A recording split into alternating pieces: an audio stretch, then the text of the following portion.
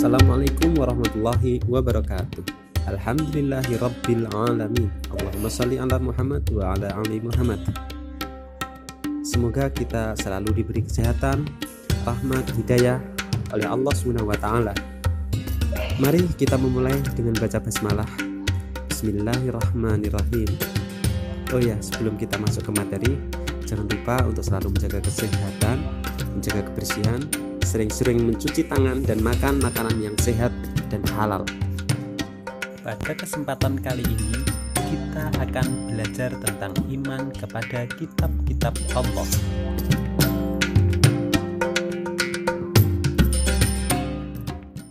Allah Subhanahu wa ta'ala menyuruh manusia beriman kepada kitab Al-Quran dan kepada kitab-kitab yang diturunkan kepada para rasul sebelumnya. Bagaimana cara beriman kepada kitab-kitab Allah Subhanahu wa ta'ala itu? Caranya yaitu dengan meyakini bahwa Allah telah menurunkan kitab-kitabnya kepada para rasulnya melalui malaikat Jibril.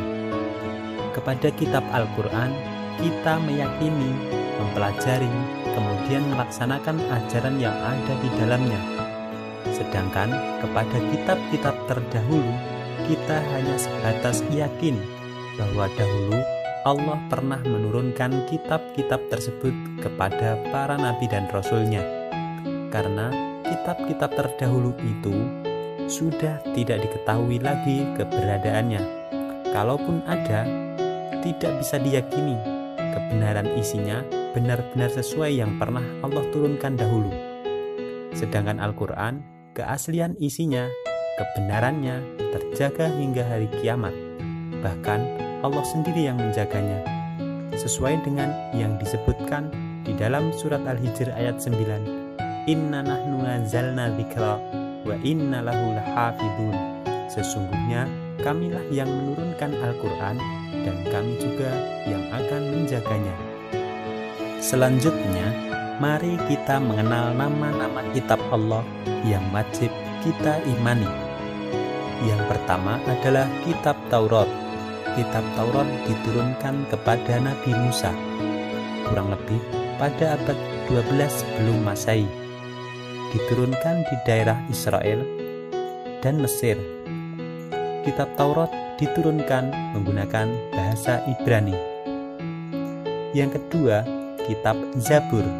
Kitab Zabur diturunkan kepada Nabi Daud ketika beliau menduduki tahta sebagai raja Bani Israel pada abad 10 sebelum Masehi di tanah Kanaan.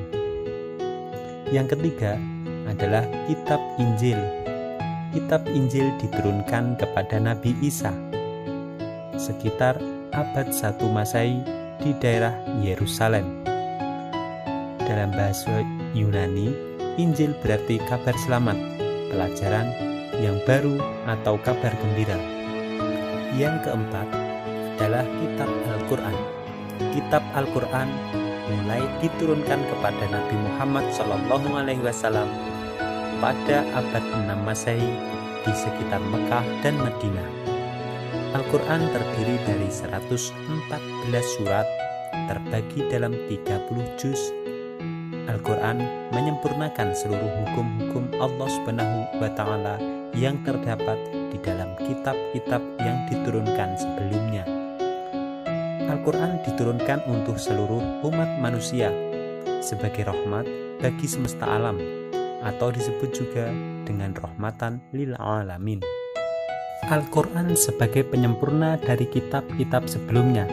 Al-Quran sebagai penutup dari kitab-kitab sebelumnya karena sudah tidak akan diturunkan lagi kitab Allah setelah Al-Quran. Al-Quran memiliki banyak keistimewaan.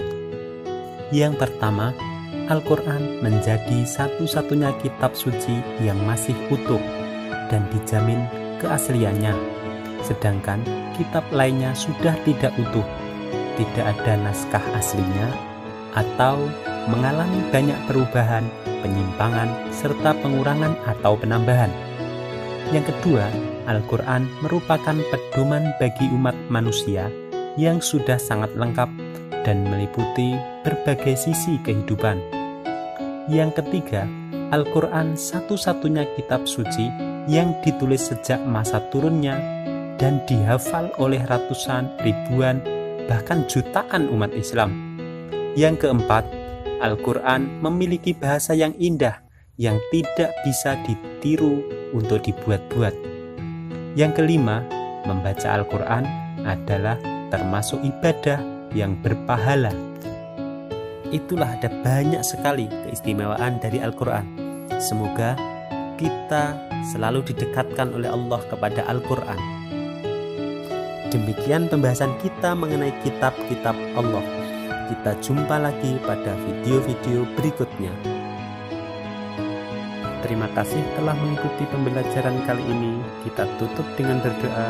Subhanakallahumma bihamdika asyhadu alla ilaha illa anta astaghfiruka wa atubu ilaik. Wassalamualaikum warahmatullahi wabarakatuh.